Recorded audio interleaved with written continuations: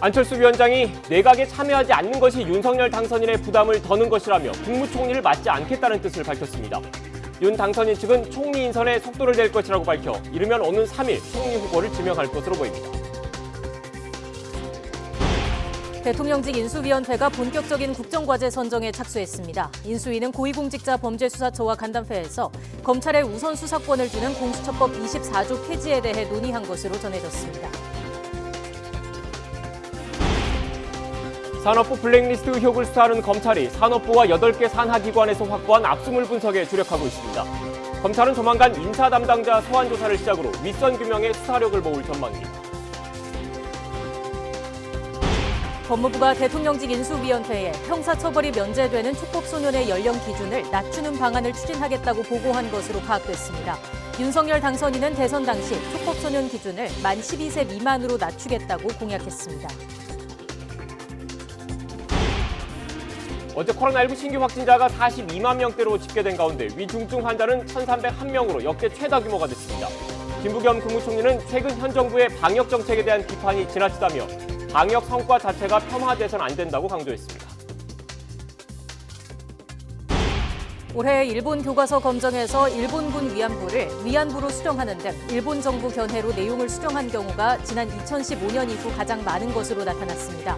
아사히 신문은 올해 일본 정부의 견해로 내용을 수정한 경우가 14건으로 집계됐다고 보도했습니다. 시청자 여러분 안녕하십니까? 뉴스앤 이슈 시작합니다. 안철수 대통령직 인수위원장이 새 정부 초대 국무총리를 맡지 않겠다는 뜻을 밝혔습니다. 안 위원장은 오늘 오전 기자 간담회를 열고 그동안 거취를 많이 고민했다면서 내각에 참여하지 않는 게 당선인의 부담을 덜어드리는 것으로 판단했다고 말했습니다. 그러면서도 대국민 약속을 지킨다는 의미에서 자격 있고 깨끗하고 능력 있는 분들을 장관 후보로 추천할 것이라고 강조했습니다. 향후 일정을 묻는 질문에는 우선 지방선거에 대한 생각은 없고 당권 도전 역시 이준석 당대표의 임기가 내년까지이기 때문에 지금 당장 그 생각을 하고 있지는 않다고 말을 아꼈습니다. 윤석열 대통령 당선인 측이 새 정부 초대 국무총리 인선 절차가 지금부터 속도를 낼 것이라고 밝혔습니다. 김은혜 당선인 대변인은 오늘 오전 브리핑에서 다음 달 3일 총리 후보를 발표할 수 있느냐는 질문에 대해 어제 안철수 인수위원장 뜻이 전해졌다며 이같이 답했습니다.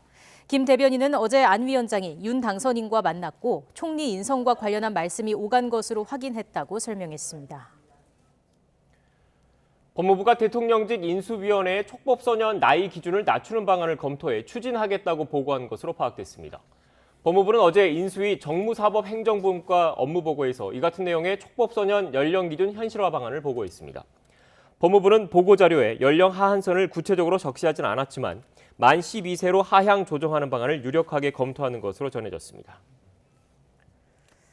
더불어민주당 김성환 정책위의장은 추가 경정 예산 편성과 관련해 50조 원은 좀 많아 보이고 대략 30조 원 안팎이면 부족하기는 하지만 필요 금액 정도 되지 않을까 예측한다고 말했습니다.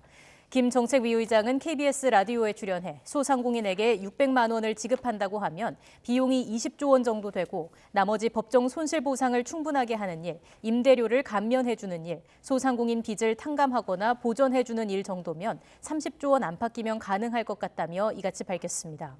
재원 마련 방안에 대해서는 여야가 합의해서 일단 국채 등을 통해 시급한 소상공인 문제를 해결하고 윤석열 정부가 들어선 다음 지출 구조 조정 등 해법을 찾아야 하는 게 아닌가 싶다고 말했습니다. 이른바 산업부 블랙리스트 의혹을 수사하는 검찰이 대대적인 압수수색을 한 뒤 압수물을 분석하며 물증 확보에 주력하고 있습니다. 조만간 주요 인물들이 차례로 소환될 것으로 보이는데 의혹이 어디까지 확산할지가 관심입니다. 취재기자 연결합니다. 박기환 기자. 네, 서울 동부지방검찰청입니다. 네, 검찰 수사 진행 상황부터 정리해 주시죠. 네, 검찰은 고발 3년여 만에 수사를 재개하면서 대대적인 압수수색을 벌인 뒤 지금은 잠시 숨고르기에 들어간 모양새입니다. 산업부와 8개 산하기관까지 모두 9곳에서 확보한 압수물들을 분석하는 데 수사력을 모으고 있는 건데요. 이후 인사 담당자들을 시작으로 주요 관계자들에 대한 소환 조사를 이어갈 것으로 보입니다. 검찰 관계자는 지난 1월 환경부 블랙리스트 확정 판결이 나온 직후부터 강제 수사를 준비해왔다고 말했습니다. 지금은 두 차례 대대적인 압수수색으로 확보한 증거물을 포렌식하는 등 분석 작업에 들어간 단계이고 시간이 다소 소요될 수 있다고 설명했습니다. 다만 포렌식 과정에서도 인사 담당자들을 불러 관련 자료에 대해 확인할 수도 있습니다. 또 주요 인물들의 소환 조사 일정도 미리 조율할 것으로 보여 조만간 윤곽이 잡힐 것으로 예상됩니다.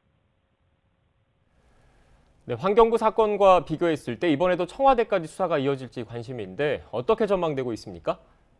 네, 이제 본격 수사가 막 시작된 단계라 예단하긴 어렵습니다. 다만 지난 1월 유죄가 확정된 환경부 블랙리스트 사건의 법리를 토대로 이번 수사가 본격화한 만큼 청와대로 향할 가능성도 배제할 수 없습니다. 실제 환경부 블랙리스트 재판에선 김은경 전 환경부 장관뿐 아니라 신미숙 전 청와대 균형인사 인사비서관에 대해서도 일부 임기가 남은 산하기관장에게 사퇴를 종용한 건 직권 남용에 해당한다고 유죄 판단이 내려졌습니다. 또 후임 채용 과정에 특정 인사를 앉히기 위해 관여했다는 혐의에 대해서도 유죄가 인정됐습니다. 산하기관장의 사퇴를 요구하는 게 직권 남용이 된다는 판례가 세워진 건데요. 당시 수사 과정에서 핵심 증거 자료가 다수 확보된 게 결정적인 역할을 했습니다. 환경부 사건의 경우 당시 산하기관 임원 동향, 그러니까 기관장들의 사퇴 여부를 상세히 목록으로 만들어 놓은 환경부 내부 문건과 관계자들의 진술이 먼저 나왔습니다. 게다가 새 임원 후보자를 청와대에서 추천하는 이메일과 문건, 그리고 내정된 인사가 채용 과정에서 떨어지자 이를 청와대에서 관계자들을 불러 질책한 정황 등이 고스란히 포착됐습니다. 이 같은 문건들은 혐의 입증에 큰 역할을 했고 대부분 법정에서도 주요 증거로 인정됐습니다. 산업부 블랙리스트 의혹도 관계자들 진술이 나오긴 했지만 검찰이 압수수색 등으로 핵심 증거를 얼마나 확보하느냐가 향후 수사의 관건이 될 전망입니다.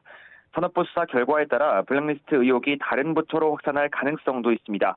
지난 2019년 자유한국당이 환경부와 산업부뿐만 아니라 교육부와 통일부, 국무조정실과 과학기술통신부까지 모두 330여 개 산하기관에 대해 사퇴 종용 의혹이 있다고 고발했기 때문입니다. 검찰은 일단 모든 사건을 한 수사팀에 배당했지만 수사팀 규모를 늘리지 않고 먼저 산업부 사건 수사에 집중할 예정입니다. 지금까지 서울 동부지검에서 전해드렸습니다. 네, 조금 전 코로나19 관련 방역당국의 브리핑이 시작됐습니다. 현장으로 가보겠습니다. 확진자 발생 자체는 감소하고 있습니다. 2주 전인 3월 셋째 주 하루 평균 확진자가 40만 5천 명 수준이었고 그 이후 계속적으로 감소하고 있습니다. 다만 BA2 변이 확대 등으로 감소세는 완만하게 나타나고 있는 중입니다. 위중증 환자 수는 오늘 기준 1,301명입니다. 초기 예측보다는 낮은 수준으로 증가하고 있어 최대치의 규모도 변동될 것으로 보고 있습니다. 지난 월요일 질병관리청에서 발표한 것처럼 당초는 2,000명 내외까지 최대치를 예상하였으나 1,300명에서 1,700명 정도일 것으로 분석되고 있습니다. 의료체계 가동률은 관리 범위 내에서 운영되고 있으며 중증 환자 치료에 충분히 대응 가능한 상황입니다. 중환자 전담병상의 가동률은 소폭 감소해서 66.4%입니다. 중환자실만 900병상, 준중환자실을 포함할 경우 2,600병상 이상의 여유를 확보하고 있습니다.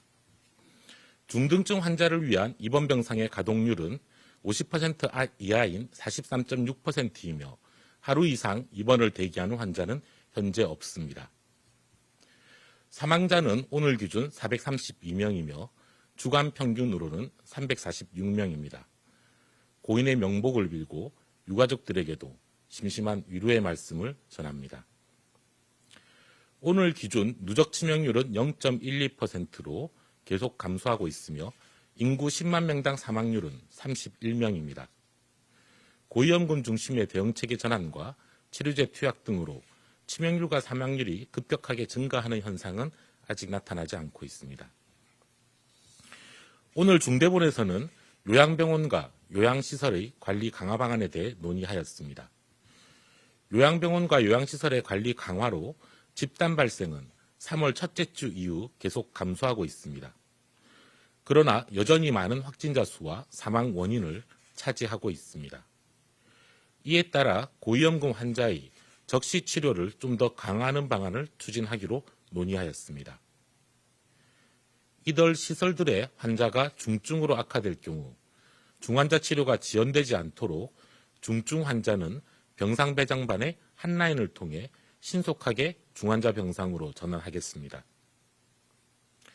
특히 의료 인력이 부족한 요양시설의 경우에는 경증이라도 65세 이상 기저질환자는 병원으로 이송하여 입원 치료를 하도록 배정 원칙을 강화하고 있습니다.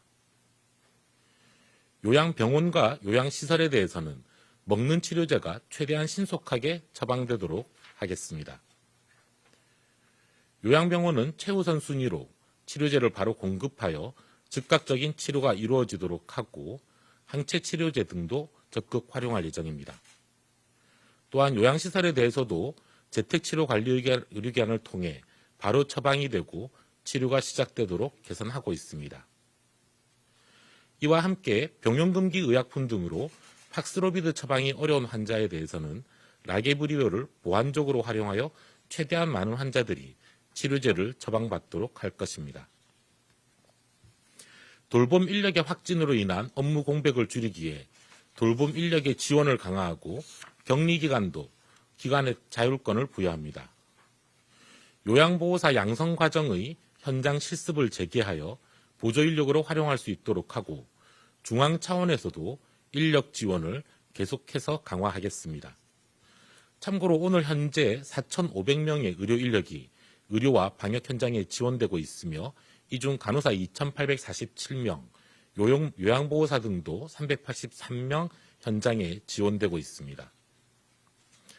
병원은 기존의 BCP에 따라 격리기간 단축이 가능하며 요양시설의 경우에도 3차 접종을 완료하고 무증상인 종사자의 경우 격리기간을 3일까지 단축할 수 있도록 하였습니다.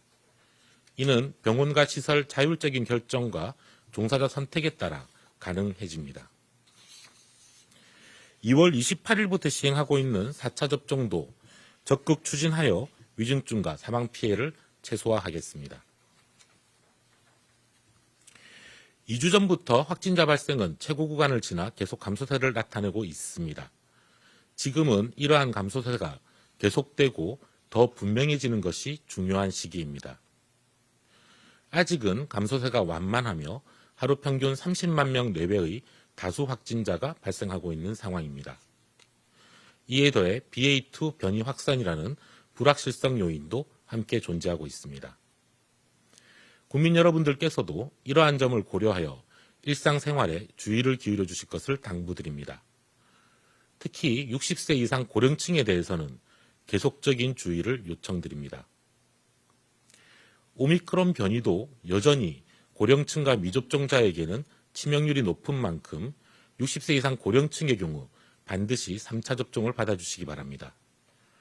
60세 이상의 경우 3차 접종자는 미접종자에 비해 치명률이 10분의 1 수준으로 떨어집니다. 또한 고령층일수록 조기 진단과 치료가 중요하므로 증상이 있으신 경우 즉시 검사를 하고 먹는 치료제 처방을 빨리 받아주시길 바랍니다. 주변의 가족들이나 지인들께서도 고령층의 감염 보호와 조기 진단, 예방접종을 위해 함께 도와주실 것을 당부드립니다.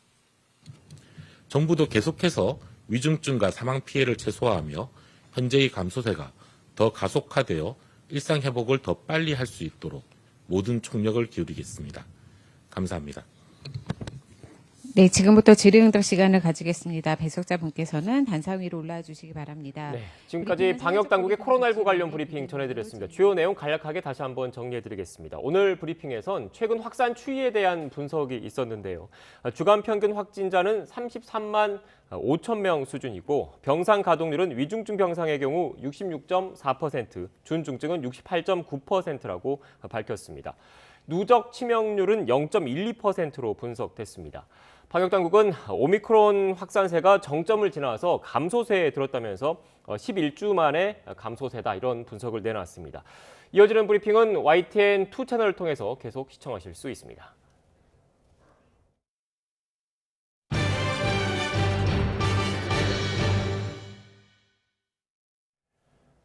러시아와 우크라이나의 평화 협상이 급진전하는 분위기입니다. 어제 5차 협상 이후 양국에서 정상회담이 거론될 정도로 이견이 좁혀졌는데 러시아는 키이우 등에서 군사활동을 대폭 축소하겠다고 했습니다. 보도에 이상순 기자입니다. 러시아와 우크라이나의 5차 평화협상은 4시간 만에 종료됐습니다. 러시아는 우크라이나의 제안을 푸틴 대통령에게 보고하고 곧 답변을 내겠다고 밝혔습니다. Переговоры прошли конструктивно. Мы мы получили предложение со стороны Украины для рассмотрения понятно сформулированную их позицию.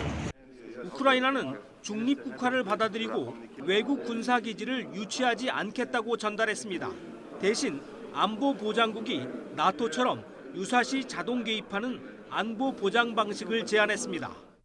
Німеччина, Польща, Албанія, Полонія і в тому числі договір буде відкритий для приєднання будь-яких країн. Katılıma açık olacak. Ключове в цьому ще раз підкреслюємо. 우크라이나는 2014년 러시아가 무력으로 병합한 크림반도 문제에 대해서는 향후 15년간 크림반도의 지위에 대해 러시아와 협의할 것을 제안했습니다. 친러시아 분리주의 반군이 장악한 돈바스 지역에 대해서는 언급하지 않았습니다. Ми вважаємо, що вже у нас достатньо напрацьовано матеріалу для того, щоб зробити можливу зустріч президентів України та Російської Федерації. Надіслали також таку пропозицію Російської Федерації. Чекаємо від них відповіді. 러시아는 회담 직후 키이우와 체르니히우에서 군사 활동을 대폭 축소하겠다고 발표했습니다. Министерством обороны Российской Федерации в целях повышения взаимного доверия и создания необходимых условий для дальнейшего ведения переговоров и достижения конечной цели. 러시아는 다만 분리주의 반군이 장악한 돈바스 전선과 한 달 가까이 포위 공격 중인 마리우폴 등에서의 군사 활동은 언급하지 않았습니다. YTN 이상수입니다. 볼로디미르 젤렌스키 우크라이나 대통령이 러시아와의 5차 평화 협상에 대해서 긍정적으로 평가하면서도 긴장을 늦추지 않겠다고 말했습니다. AFP-통신 등에 따르면 젤렌스키 대통령은 현지 시간 29일 5차 협상 이후 발표한 화상 연설에서 협상에서 들려오는 신호는 긍정적이라고 말할 수 있다면서도 그러나 이런 신호에도 폭발이나 러시아 공격이 없어지진 않는다고 밝혔습니다. 그러면서 우리를 파괴하기 위해 계속 싸우는 국가에서 온 대표단의 말을 신뢰할 근거는 없다며 신중한 입장을 고수했습니다. 아울러 전쟁이 끝날 때까지 러시아에 부과된 제재는 계속돼야 한다고 강조했습니다. 윤석열 대통령 당선인이 볼로디미르 젤렌스키 우크라이나 대통령에게 러시아와의 전쟁이 끝나면 이른 시일 안에 만나자는 뜻을 전했다고 윤 당선인 측이 밝혔습니다. 김은혜 당선인 대변인은 오늘 브리핑에서 윤 당선인이 어제 젤렌스키 대통령과의 통화에서 종전 이후 가급적 이른 시일 안에 양국이 만나 실질적인 협력 방안을 도출하는 논의를 하고 싶다는 뜻을 전했다고 말했습니다. 앞서 윤 당선인은 어제 오후 젤렌스키 대통령과 전화 통화를 했습니다. 이와 관련해 젤렌스키 대통령은 SNS에 통화 사실을 공개하며 우크라이나에 대한 지지에 감사를 표하고 앞으로 생산적인 협력을 해나갈 것이라는 확신을 표현했다고 밝혔습니다.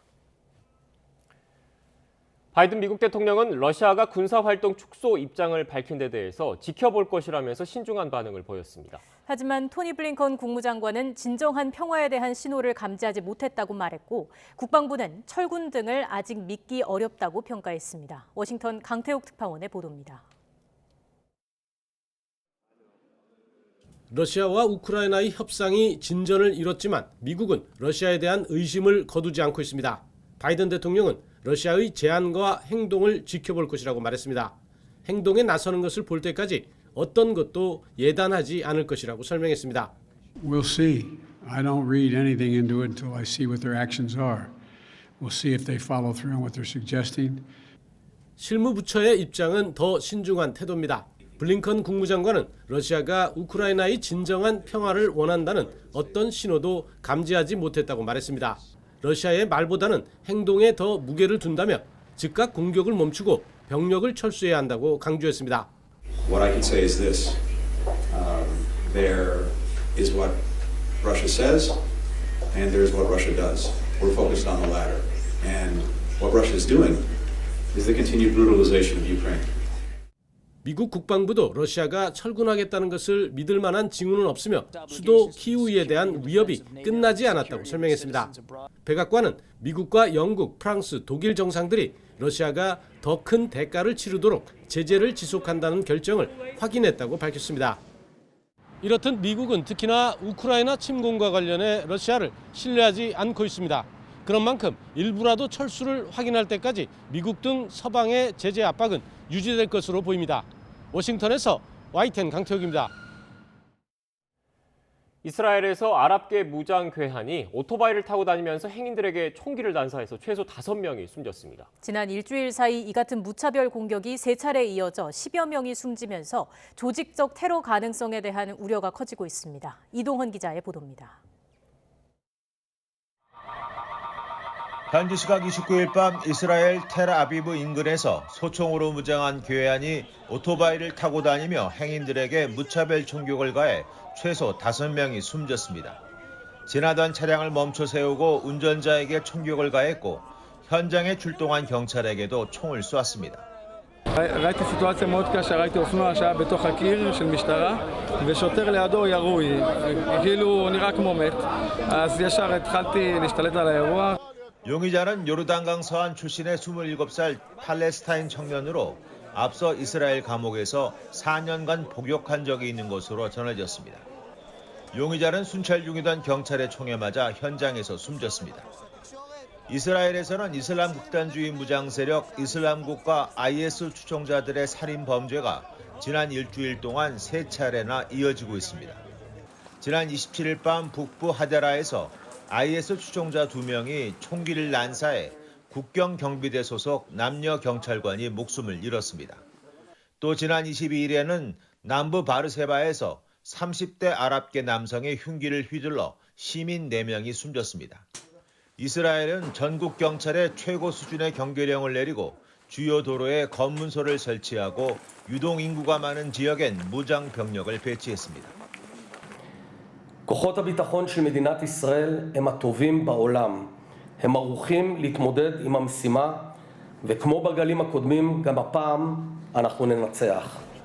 조직적 테러 가능성에 대한 우려가 커지는 가운데 모하마드 아바스 팔레스타인 대통령은 이스라엘과 팔레스타인 민간인에 대한 공격은 상황을 더욱 악화시킬 뿐이라며 이례적인 비난 성명을 냈습니다.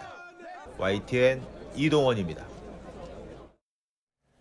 안철수 인수위원장이 새 정부 국무총리를 맡지 않겠다면서 인수위 활동에 집중하겠다는 뜻을 밝혔습니다. 총리 인선에 속도가 붙을 전망인 가운데 윤 당선인은 이르면 다음 달 3일 총리 후보를 지명할 것으로 보입니다. 인수위에 나가 있는 취재기자 연결해서 자세히 알아보겠습니다. 이경국 기자. 네, 서울 삼청동 인수위에 나와 있습니다. 네, 안철수 인수위원장이 오늘 긴급 기자 간담회를 열고 자신의 거취에 관한 입장을 밝혔죠. 네, 그렇습니다. 유력한 새 정부 첫 국무총리 후보로 거론이 됐었던 안철수 인수위원장 오늘 오전 10시에 긴급 기자 간담회를 진행을 했습니다. 그간 거취에 대해서 많이 고민했다면서 입장을 밝혔는데요. 안 위원장은 다음 정부의 청사진을 그린 다음 직접 자신이 내각에 참여하지 않는 것이 윤석열 당선인의 부담을 덜고 국정 방향을 잡는 데에도 도움이 될 거라고 말했습니다. 이어서 자신은 당의 지지 기반을 넓히고 정권이 안정되도록 하는 일에 공헌할 바가 많다고 생각한다고 덧붙였는데요. 다만 당권 도전과 지방선거 출마 가능성에 대해서는 일단 선을 그었습니다. 직접 들어보겠습니다. 우선 지방선거에 대한 생각은 없습니다. 그리고 당권이라는 게 지금 이준석 대표 임기가 내년이니까요. 지금 당장 그 생각을 하고 있지는 않습니다. 네, 불편한 점은 없으세요? 네, 다만 안철수 위원장이 5년 뒤 대선을 고려해서 이준석 대표 임기가 끝난 뒤에 당권에 도전할 가능성은 남아있는 것으로 보입니다. 앞서 안철수 위원장 어제 오후 윤석열 당선인과 40분가량 독대하기도 했는데요. 이때도 국무총리직을 고사하면서 인수위 업무에 집중하겠다는 뜻을 밝혔고 윤 당선인도 수긍한 것으로 전해졌습니다.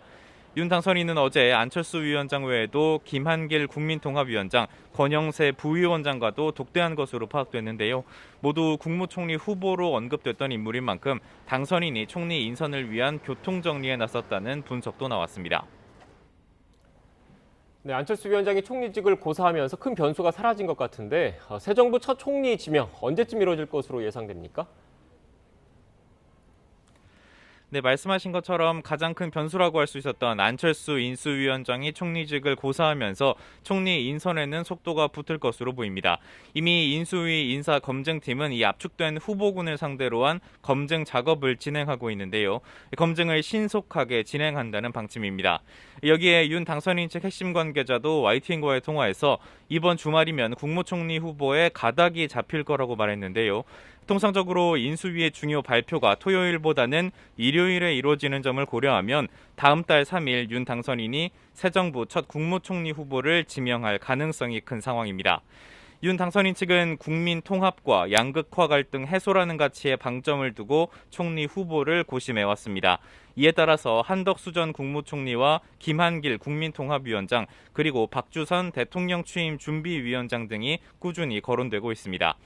인선이 속도를 내는 가운데 윤 당선인 오늘 적극적인 행보도 이어가고 있습니다. 먼저 천주교 서울대 교구청을 찾아서 정순택 대주교를 예방했고요. 이후에는 무료 급식소인 명동밥집을 찾아서 봉사활동에 참여하고 있습니다. 오후에는 마르크 류터 네덜란드 총리와의 통화도 예정돼 있습니다. 김은혜 당선인 대변인은 네덜란드는 유럽연합 국가 중에 우리나라의 2위 교역국이라면서 오늘 반도체 산업을 선도하는 국가들로서의 긴밀한 협력 구상이 오갈 거라고 설명했습니다. 자, 그리고 인수위는 오늘부터 본격적인 국정과제 선정 작업에 착수할 예정이라고요. 네, 그렇습니다. 인수위원회 어제까지 모두 합해서 53개 기관으로부터 업무 보고를 받았습니다. 오늘부터는 앞서 보고받은 내용 등을 토대로 본격적인 국정과제 선정에 돌입합니다. 앞서 윤 당선인은 양극화와 인구 문제 해결을 시급한 과제로 꼽으면서 실용주의와 국민의 이익을 기초로 삼아서 국정과제를 논의해달라고 당부했는데요. 인수위는 일단 취임 뒤 100일 이내에 시작할 수 있는 과제부터 중점적으로 선별할 것으로 보입니다. 오늘까지 인수위 각 분과가 국정과제 후보군 초안을 정리하고요. 향후 논의를 거치면서 이를 가다듬어 간다는 방침입니다. 이런 가운데 정부 조직 개편을 위한 움직임도 함께 이어지고 있습니다. 윤 당선인이 공약한 여가부 폐지와 관련해서 오늘 안철수 인수위원장이 여성단체들과 간담회를 진행합니다. 여성단체연합과 여성유권자연맹 등 3개 단체 대표를 만나서 의견을 수렴한다는 계획입니다. 또 인수위 정무사법행정분과는 오늘 고위공직자수사처와 간담회를 진행하고 있습니다. 당선인이 공수처의 권한 축소는 물론 폐지까지 언급했던 만큼 어떤 논의가 이루어질지 관심인데요. 특히 공수처법 24조가 쟁점이 됐을 것으로 보입니다. 검찰과 경찰에 대한 공수처의 수사 우위권을 보장하는 조항인데 앞서 윤 당선인 이를 독소 조항이라고 지적하면서 폐지를 공약한 바 있습니다. 지금까지 서울 삼청동 인수위에서 전해드렸습니다.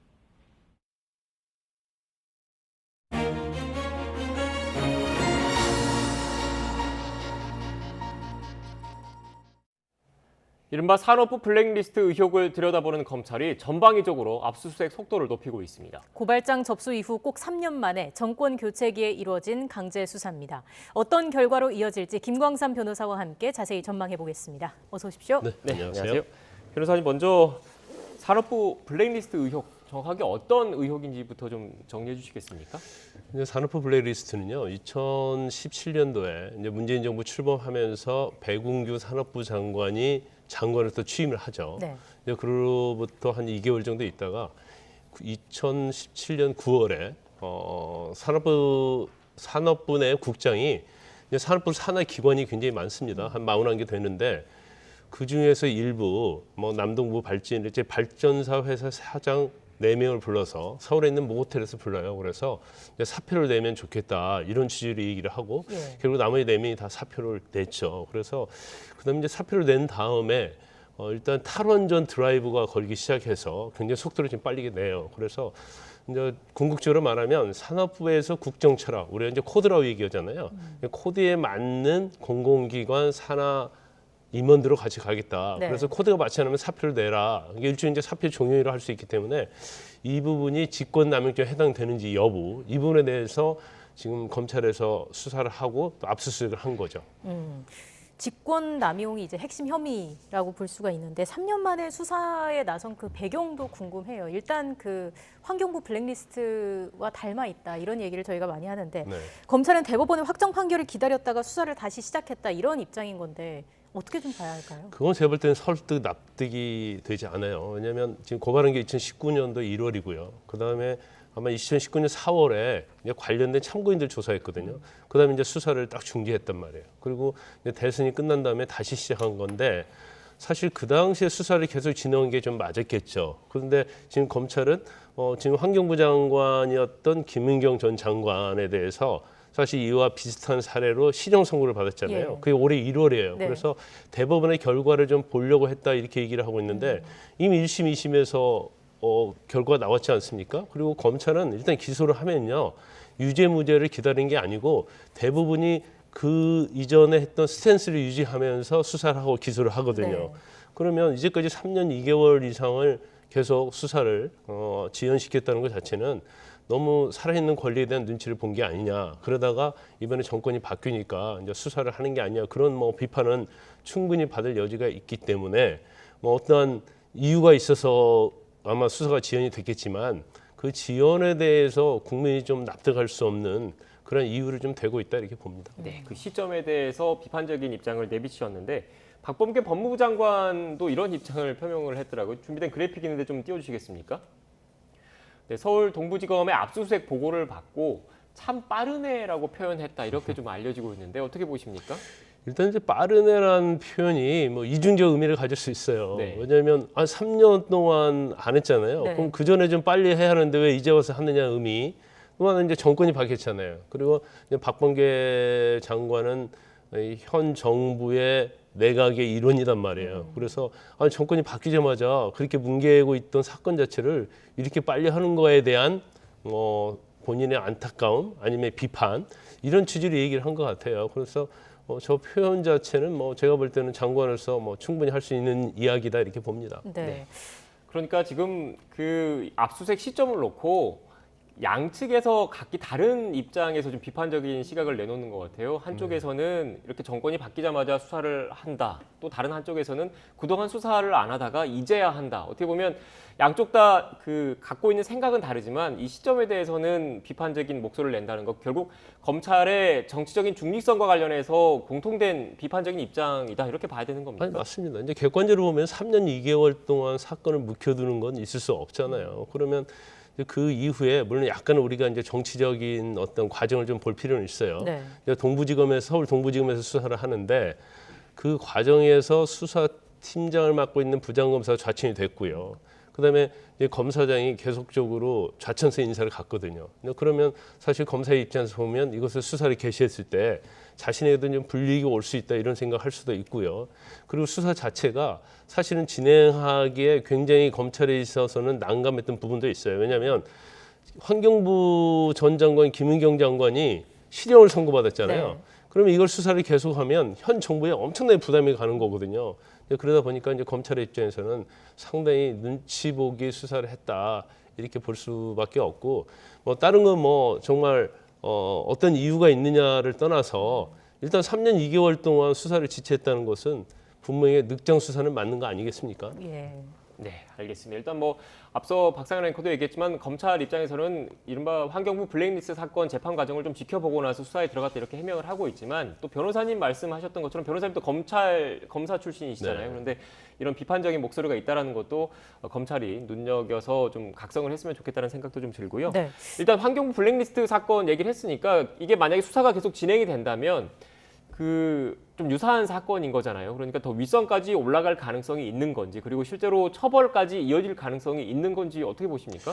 일단은 대법원 판결이 확정된 김은경 전 장관의 이 판례와 굉장히 유사하죠. 네. 그렇기 때문에 아마 수사에 들어가고 그러한 부분이 어느 정도 인정이 된다고 하면 네. 기소될 수밖에 없고요. 그다음에 이 양형에 대한 것도 그래요. 그러니까 우리 일반적으로 이전 정권에서도 마찬가지로 국정 철학과 코드가 맞지 않으면 사표를 내라고 강요하는 그런 경향이 쭉 있어왔어요. 관례적으로. 그런데 사실 문재인 정부 들어서 대표적으로 이제 김연경 전 장관이 실형 선고받고 구속 수감까지 됐거든요. 그러면 이게 어떻게 보면 법조계에서는 하나의 규준이 된 거죠. 그래서 유사한 사례가 나오면 결국 기소할 수밖에 없고 네. 또 기소가 되면 실형 선고를 받을 수밖에 없는 이제 그런 상황에 왔다 이렇게 볼 수밖에 없고 사실 이 수사를 왜 더 눈여겨봐야 했냐면요. 지금 산자부는 아까 말씀드린 것처럼 산하기관이 41개잖아요. 그다음에 과학기술정보통신부는 산하기관이 59개예요. 59개. 네. 그리고 뭐 기타 다른 뭐 환경부는 이미 조사를 받았지만 또 특감반이 또 관련된 데도 있기 때문에 만약에 산자부 수사가 어느 정도 실적을 내고 진행이 되면 또 다른 부서에게 일파만파 번질 가능성이 커요. 그러다 보면 수사 범위는 굉장히 확대해질 것이고 만약에 수사 결과가 기소하게 되면 이제 현 정부 또 민주당이 굉장히 부담이 될 겁니다. 그래서 이 부분을 좀 눈여겨봐야 하는데 결과적으로 이제 검찰의 앞으로 수사 칼날이 과연 뭐 대부분 이제 장관선까지를 보고 있거든요. 네. 그러니까 장관선 말고도 그 유선까지 갈 것인지, 아니면 뭐 청와대 유선에서 지시를 해서 장관이 그렇게 한 것인지, 아니면 장관이 자발적으로 국정 철학을 같이 가는 사람하고만 공공기관을 운영할 수 있다 그런 신념에서 한 것인지 그 여부에 따라서 유선의 수사는 결정될 것이라 봅니다. 예. 네. 특히 또 이 사건을 좀 주목을 해야 되는 게 이것과 별개로 이른바 그 월성원전 경제성과 관련된 그 재판이 좀 진행이 되고 있는 거지 않습니까? 네, 그것과도 네, 좀 연관이 돼 있기 때문에 주목을 해야 되는 거지 않습니까? 이제 전체적으로 다 연관이 돼 있어요. 왜냐하면 경제세 평가 관련해서 이제 백윤규 전 장관에 대해서 이제 일부는 기소가 됐고 일부는 이제 기소가 안 됐어요. 그러면 그 과정에 있어서도 어떤 압력을 가했는지, 특히 이제 탈원전과 관련해서 산자부에서 이걸 중점적으로 주요 정책으로 밀어붙였기 때문에 지금 발전사 사장들이 굉장히 중요한 수사 대상으로 되는 이유 중에 하나가 수사의 참고인이죠. 이게 발전사하고 탈원전과는 밀접한 관련이 있거든요.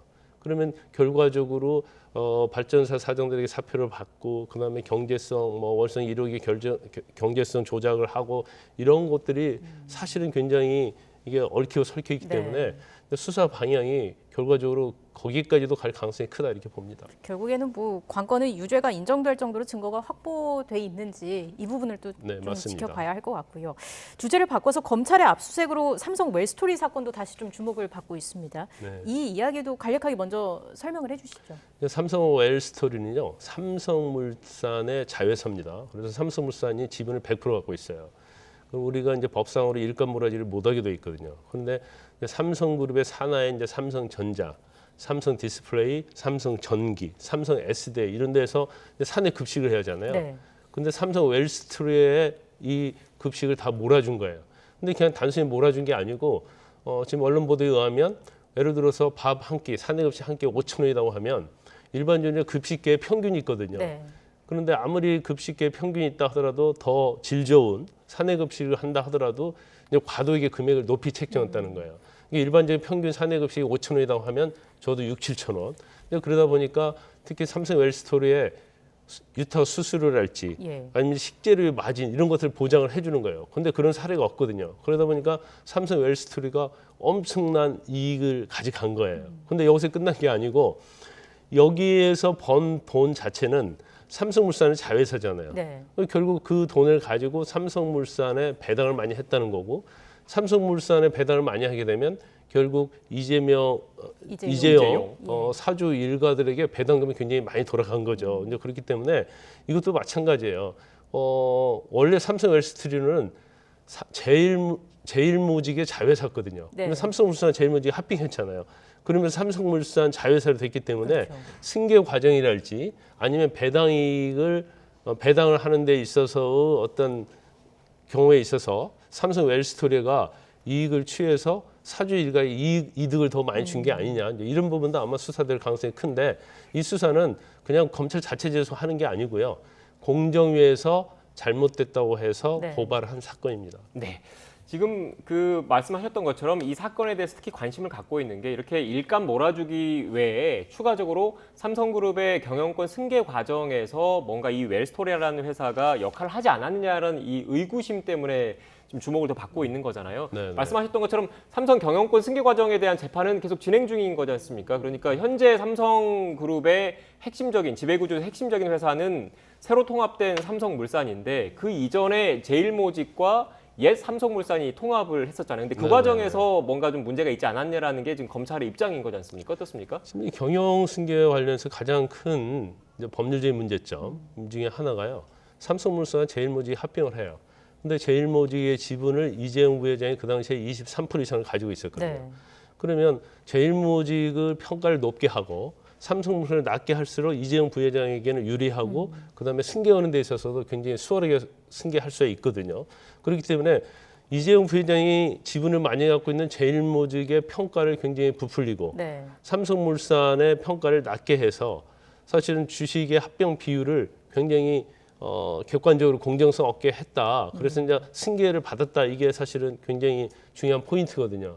근데 그 당시에 이 삼성 웰스토리가 제일모직에 속해 있었단 말이에요. 네. 그럼 일감모래를 통해서 삼성 웰스토리가 굉장히 이익을 많이 나는 회사이기 때문에 결국 제일모직의 어떤 시장 가치 평가를 높게 보다 보니까 결과적으로는 삼성물산과 합병해서 굉장히 사주에게 유리한 합병비율이 정해졌다.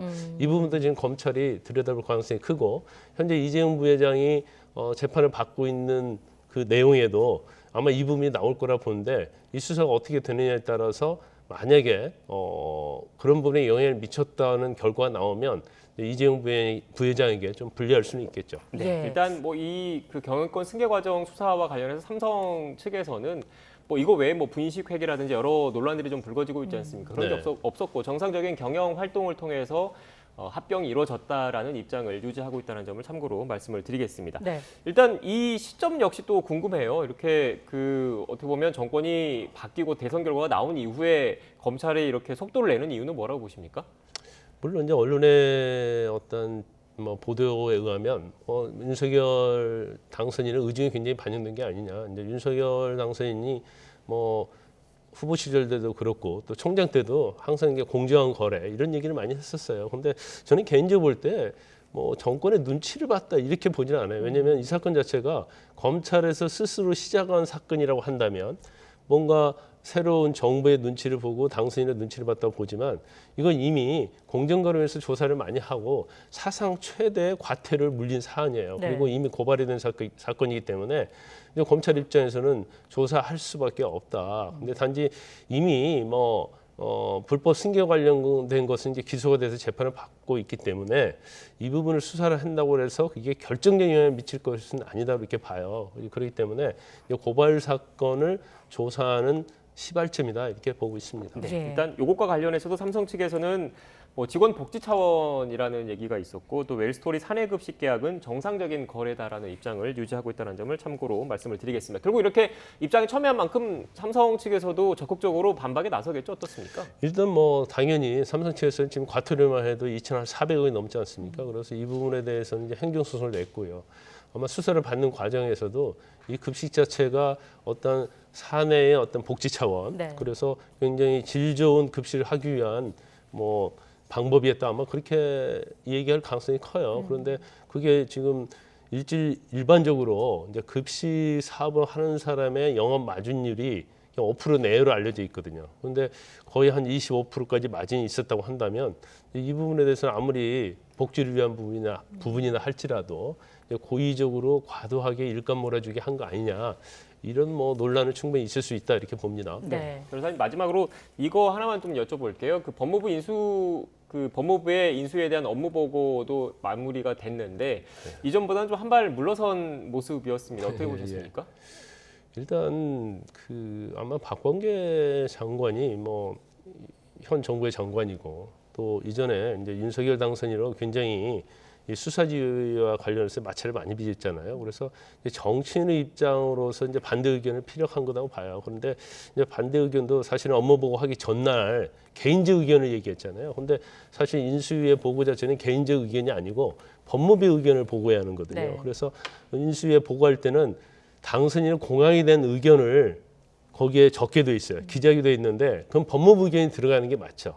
그런데 박범계 장관이 자기 개인 의견을 얘기하면서 이게 일파만파 논란이 많이 되었던 걸로 보입니다. 수사지휘권 폐지와 관련해서. 예, 수사권 폐지와 관련해서. 근데 결과적으로 이제 법무부도 뭐 거의 찬성 입장이고 협조를 하겠다 그렇게 마무리가 됐기 때문에 결국 이제 법무부와 윤 당선인과 어떤 수사권 폐지랄지 아니면 피의자에 대한 공개 이런 부분은 뭐 잘 마무리될 걸로 보입니다. 네. 그것과 더불어서 마지막으로 그 형사사건 공개금지 규정에 대해서도 지금 입장이 나온 것 같은데 거기에 대해서는 어떻게 생각하십니까?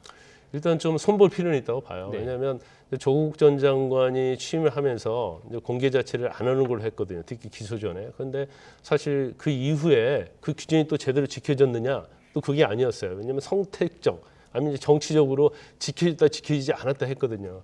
그런데 이 부분은 피의자 알 권리하고요. 그다음에 국민의 알 권리죠. 국민의 알 권리와 이제 피해자의 인권이 좀 상충되는 부분이에요. 그렇지만 너무나 피해자의 인권을 보장하기 위해서 국민의 알 권리를 희생시킬 수는 없는 것이거든요. 그래서 이 두 가지는 굉장히 균형점을 차지하는데 저는 이제 개인적으로 생각으로는 적어도 기소 단계 아니면 영장 청구 단계에 있어서는 피해자 알 권리를 위해서 공개하는 게 맞다. 아니 이제 국민의 알 권리를 위해서 공개하는 게 맞다 이렇게 봅니다. 네, 알겠습니다. 지금까지 김광삼 변호사와 함께 관련된 이야기 나눴습니다. 오늘 말씀 고맙습니다.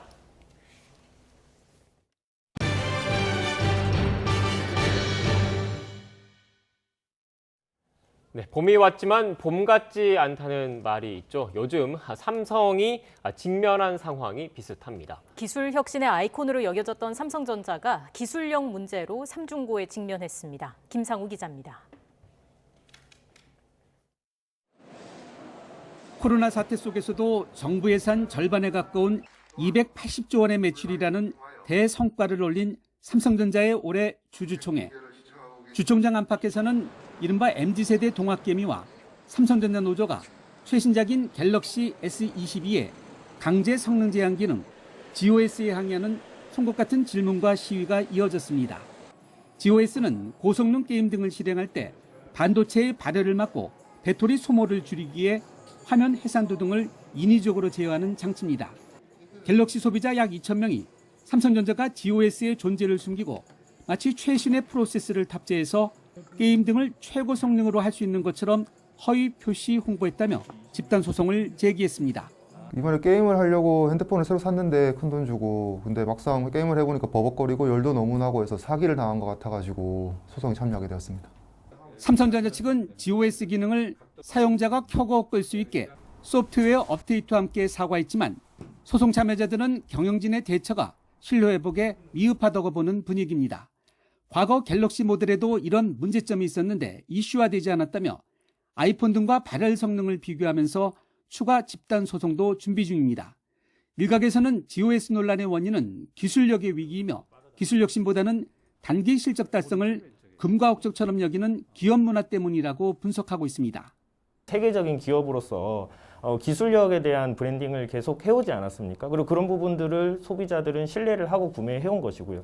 하지만 실질적으로 삼성이 그에 상응하는 그런 기술적 개선을 구현하기보다는 어떤 GOS 프로그램이라는 편법을 통해서 이를 해결해왔음을 인식하게 되었고 이 부분에 대해서 소비자들은 또 특히나 크게 분노를 하고 있는 것입니다. 애초 스마트폰 성능의 핵심인 칩셋과 주변 장치에 발열 문제가 없으면 GOS 장치가 필요 없는데 이런 기술력이 없음을 드러냈다는 것입니다. 특히 GOS 논란이 된 발열 관련 칩이 삼성 파운드리에서 제조됐는데 수율, 즉 불량품 비율이 경쟁사인 타이완의 TSMC에 비해서 불안정한 문제도 논란의 배경으로 거론되고 있습니다. 삼성은 또 이른바 동학개미가 500만 명이 넘는 국민기업인데 지난해 임금 협상 미타결로 노사 갈등이 해를 넘겨 이어지면서 창사 후 첫 파업도 우려되는 등 원팀 리더십이 흔들리고 있습니다. 이해관계자들과 투명하게 소통해 나갈 것을 약속드립니다. 일본 기업을 뛰어넘는 기술 혁신의 아이콘으로 여겨져 온 삼성전자. 신뢰와 넘사벽의 기술력, 노조원을 포함해서 11만 회사 직원을 원팀으로 이끄는 리더십. 이 세 가지 요소가 한꺼번에 흔들리는 삼중고의 먹구름에 직면했습니다. YTN 김상호입니다. 축구대표팀 벤투호의 월드컵 성적표를 좌우할 운명의 조 추첨이 다음 달 2일 새벽 1시에 열립니다. 본선 출전국들은 피파 랭킹에 따라 4개의 포트로 나뉘어 8개 조로 편성되는데 현재 29위인 우리나라는 3위 그룹격인 3번 포트가 유력합니다. 미국 스포츠 전문 매체 ESPN은 우리나라가 세네갈과 이란, 일본을 비롯해 모로코, 세르비아, 폴란드, 캐나다와 함께 포트 3에 든다고 보도했습니다. 톱시드 격인 포트1에는 개최국인 카타르를 비롯해 벨기에와 브라질, 프랑스와 아르헨티나, 잉글랜드와 스페인, 포르투갈 등 피파 랭킹 상위 7개 나라가 확정됐습니다.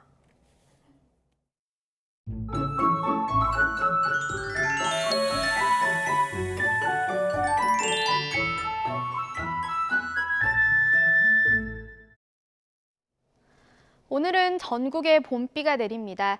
현재 충남 서해안과 제주도에는 빗방울이 떨어지는 곳이 있는데요. 비는 낮 동안 남부지방으로 확대하겠고 늦은 오후부터는 전국에 내리겠습니다. 예상되는 비의 양은 5에서 20mm로 내일 아침이면 대부분 그치겠고요.